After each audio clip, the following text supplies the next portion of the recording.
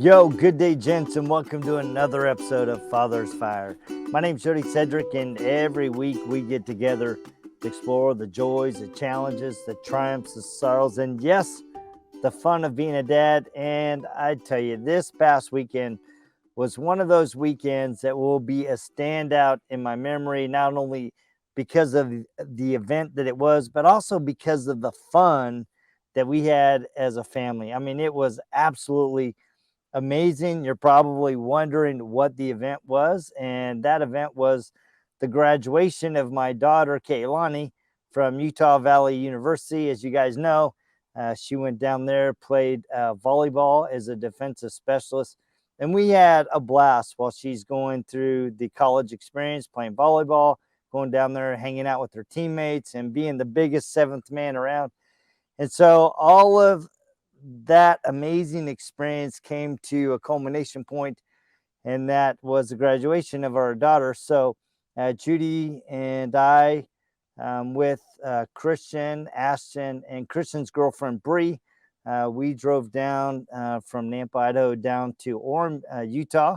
And along the way, we swung by the Salt Lake City airport, picked up our oldest son, Devin, and Zane actually flew in from Seattle, and he actually flew in the day before and was able to spend an entire day with Kaylani and her boyfriend Mateo. And it was just amazing that all of us were able to come down and spend time together. Unfortunately, Cynthia wasn't able to make it as she had to work, but I'm telling you, we had an amazing time. And Friday morning, as we're getting ready for the graduation ceremony, we were thinking it was at 12:30, and Kaylani's like, "Oh, guys, you need to be there at 12." So we kind of scramble, finish breakfast, and drive down to Orem, get there at 12. And they're doing graduation a little differently. I almost want to say weird, but it was just different, right? Because these college and universities, their student population's gotten so big, and that they're having to figure out how they're going to have meaningful and quick graduation ceremony. So what they did was, it was odd, but it was kind of a cool idea. But I think they still kind of need to iron it out a little bit because it seemed a little bit chaotic. So what happened was we got there, and then we got in line with Kaylani. And so all of the students and their families were going through this line, meandering through the parking lot and the outside of the Clark building. And then you get into the Clark building, and one of the professors greets you and say, "All right, are you ready?" And then they tell you to keep going down the hallway into this auditorium. And in this auditorium, they have it set up where we as families can come in. We can come down right to the front row. Our student walks down the aisle and then gives them their name, and then they call it and give her the diploma. And so you're right there, down on the front lines. You can get a great video, can get a great photo op. And it was a lot of fun, but it was a little chaotic because we weren't quite sure what to do because it was very untraditional. And then we, after exiting the auditorium, we made our way out to the outside. And they had these nice little photo areas where we could gather, with the UVU backdrop and some green and white balloons. It was really nice. So, the graduating student can stand in front of it, and then our families. And so we all took turns. And it was kind of funny because, this was the first time in my experience as a dad that I actually felt in some ways as an outsider looking in. Because in the past, when our kids graduated, it was Devin and Christian and Zane and Ashton and Cynthia, and it was just our family. Yeah, maybe they had a boyfriend or girlfriend, but it really was our family enjoying the moment. But this moment was extremely different in that Kaylani has a new boyfriend, Mateo, and I tell you, he is one of the nicest kids I've ever met. I really love him. I mean, he's a perfect fit for my daughter. And it was amazing because his family came to the graduation, and she was very engaged, not only with Teo, but also with his mom, and his siblings and the grandma. And I mean, you could just see that she fit in their family, and there was a unity and a joy among themselves. So I found myself on the outside looking into my daughter having this new experience with her boyfriend and with his family. And knock on wood, I can see them getting hitched down the road.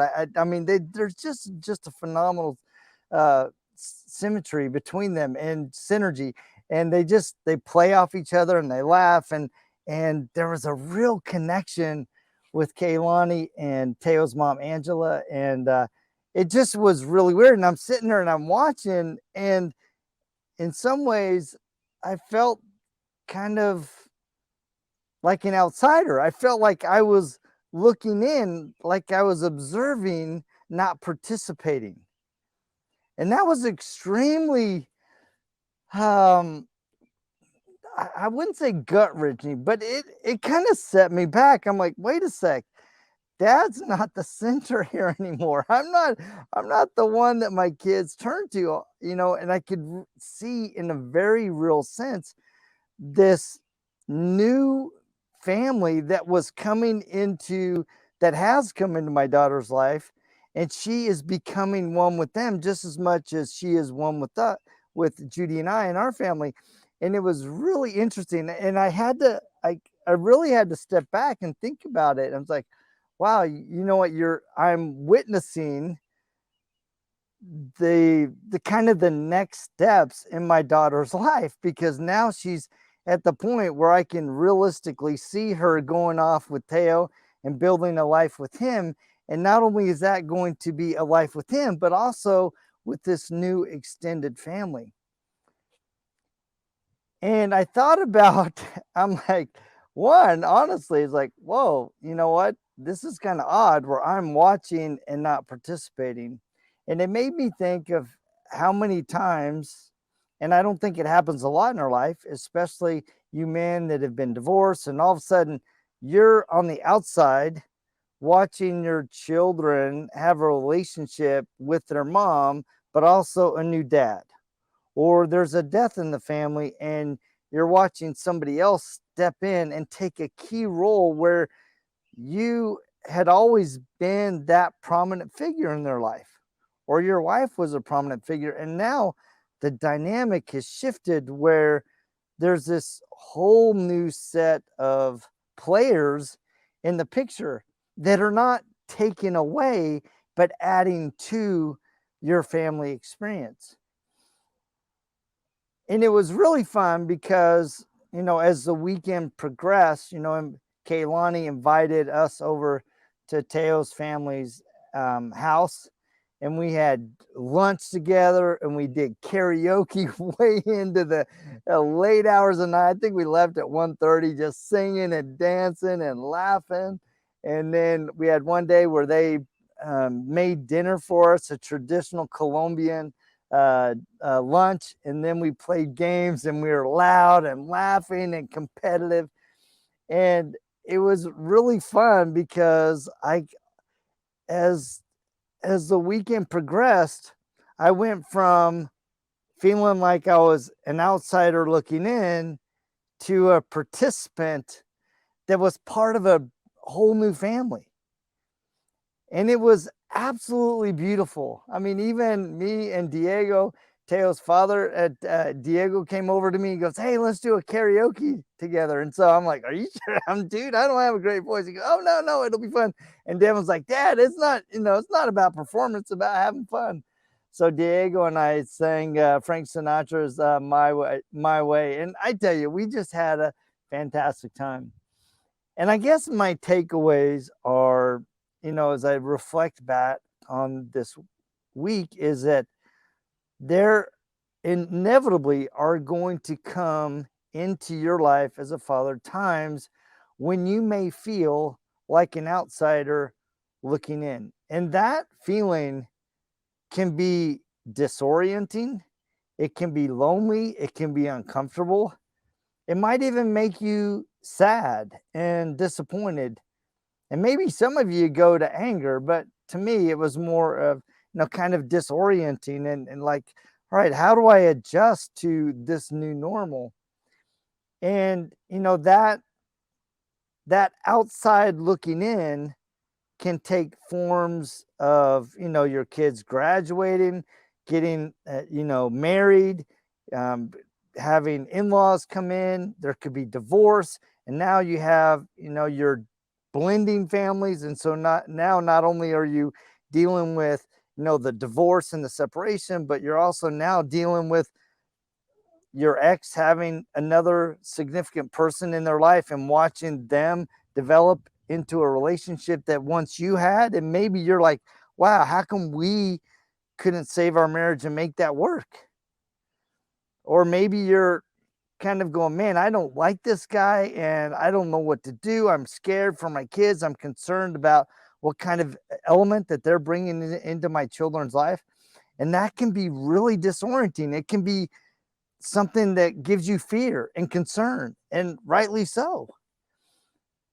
But I think that as we navigate those experiences, the key is to remember that your role as a dad is to be your child's biggest fan, to be their biggest advocate, to be their biggest cheerleader, to be their biggest support, and recognize that these shifts in the relationship, not they are not necessarily bad. They often are new opportunities that create a new and more beautiful dynamic to the relationship that you've had in the past. And if you embrace them with the right attitude, you can develop a love that is exponentially in its ability to grow.